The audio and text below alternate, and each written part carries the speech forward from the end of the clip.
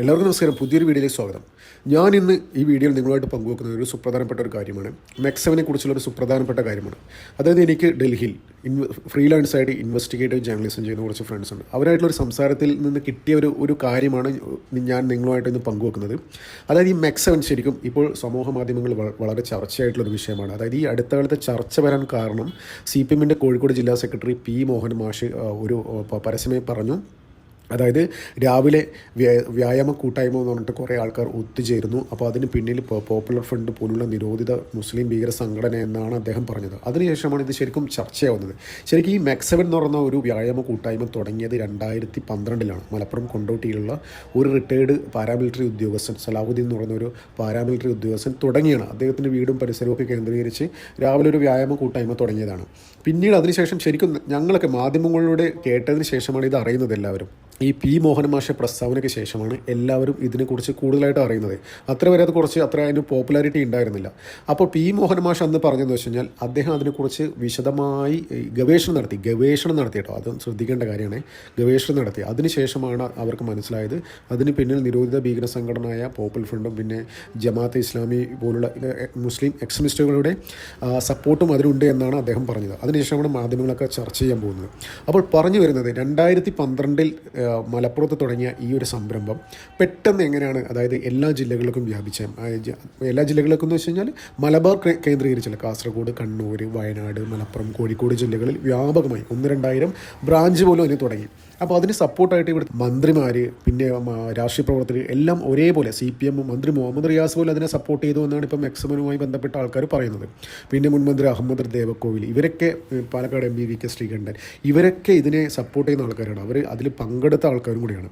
അപ്പോൾ ഇപ്പോൾ പറഞ്ഞു വരുന്നത് 2022 ശരിക്കും ഇതിനൊരു ഭയങ്കരമായിട്ടുള്ള കുറേ ബ്രാഞ്ചുകളും ഇതൊക്കെ ഉണ്ടായിരുന്നു. നമുക്കറിയാം പോപ്പുലർ ഫ്രണ്ട് ബാൻ ചെയ്തത് 2022 അതിനുശേഷമാണ് ഇതിന് ഭയങ്കരമായിട്ട് വ്യാപക പ്രചരണവും ഒരുപാട് ബ്രാഞ്ചുകളൊക്കെ ഉണ്ടായത്. ശരിക്കും ഇപ്പോൾ ഞാൻ പറഞ്ഞ ഈ വീഡിയോയിലെ മെയിൻ സബ്ജക്റ്റ് എന്ന് വെച്ച് കഴിഞ്ഞാൽ ഇത് എങ്ങനെ ഭയങ്കരമായിട്ടുള്ള ഒരു രൂപത്തിലോട്ട് വന്നു, അതിന് പിന്നിൽ ആരാണ്. ശരിക്കും ഒരുപാട് പോപ്പുലർ ഫ്രണ്ട് ആൾക്കാർ ഇത്തരം ഈ മെക്സവൻ വ്യായാമ കൂട്ടായ്മയിൽ പങ്കെടുത്തിട്ടുണ്ടായിരുന്നു.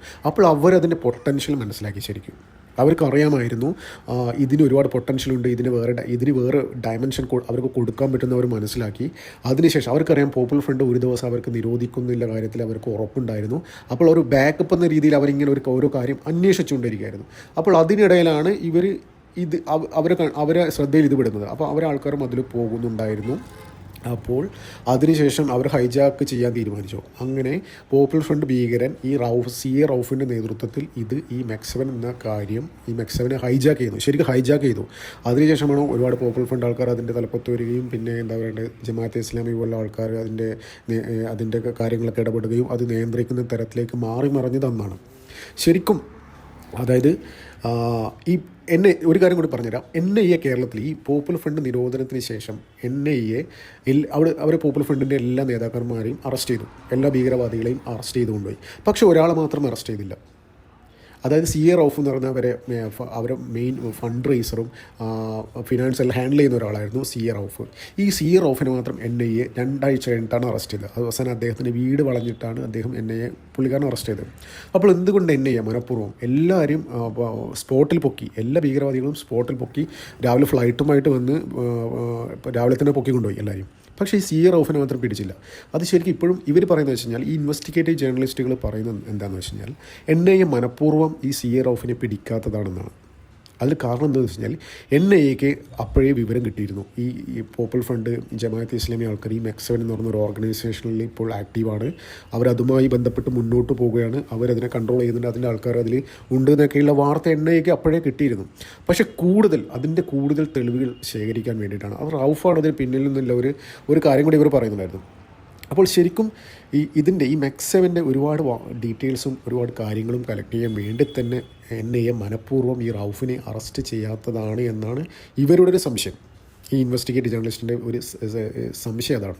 അതായത് എൻ ഐ എ മനഃപൂർവ്വം വൈകിച്ചു. എന്തിനാണെന്ന് വെച്ച് കഴിഞ്ഞാൽ എൻ ഐ എ ട്രാക്ക് ചെയ്യുന്നുണ്ടായിരുന്നു. എൻ ഐക്ക് അറിയാം അതായത് ഇത്രയും കാര്യങ്ങൾ എൻ ഐക്ക് ട്രാക്ക് ചെയ്യാൻ പറ്റില്ലെങ്കിൽ റൌഫിനെ പൊക്കാനാണോ പണി, എന്തുകൊണ്ട് 2 ആഴ്ച വൈകിച്ചു. അപ്പോൾ ഇവർ ട്രാക്ക് ചെയ്യായിരുന്നു, റൌഫിൻ്റെ പുറകെ ആയിരുന്നു. അതായത് അവൻ്റെ ആക്ടിവിറ്റീസ്, ഇവൻ എന്തൊക്കെയാണ് ചെയ്യുന്നത്, അത് ഈ മെക്സവനുമായി ബന്ധപ്പെട്ട് എന്താണ് ഇവൻ ചെയ്യുന്നത് എന്നുള്ളൊരു കാര്യം ഇവർ സസൂക്ഷ്മം നിരീക്ഷിക്കുകയായിരുന്നു.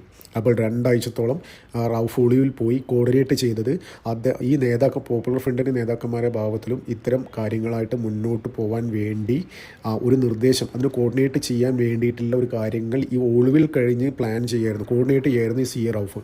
അപ്പോൾ അത്രയും ആൾക്കാർ ഈ ആരൊക്കെ ഇതിന് പുറകിൽ, റൌഫിൻ്റെ കോൾ ഹിസ്റ്ററി, ഇതൊക്കെ എണ്ണയെ സസൂക്ഷ്മം നിരീക്ഷിക്കുന്നുണ്ടായിരുന്നു ആരൊക്കെയായിട്ട്. അപ്പോൾ പറഞ്ഞു വരുന്നത് വെച്ച് കഴിഞ്ഞാൽ പോപ്പുലർ ഫ്രണ്ട് നിരോധന സമയത്ത് തന്നെ NIAക്ക് ഈ മെക്സവനെ കുറിച്ചുള്ള വ്യക്തമായ വിവരങ്ങളുണ്ടായിരുന്നു. അപ്പോൾ അവർ ആ സമയം ഇത്രയും കാലമായിട്ട് ശരിക്കും നിരീക്ഷിക്കുകയായിരുന്നു.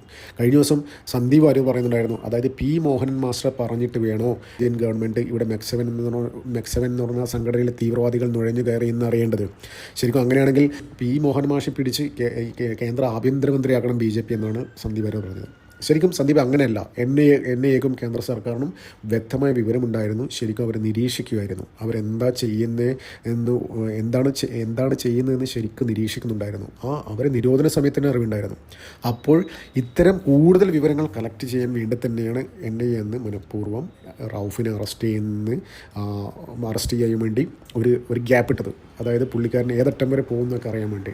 അപ്പോൾ NIAയുടെ കയ്യിൽ എല്ലാത്തരം ഈ മെക്സവനെ കുറിച്ചുള്ള എല്ലാ ഡീറ്റെയിൽസും ഓൾറെഡി അവരുടെ കയ്യിലുണ്ട്. കഴിഞ്ഞ 2 വർഷമായിട്ട് ശരിക്കും ഇവർ സ്റ്റഡി ചെയ്തുകൊണ്ടിരിക്കുകയാണ്.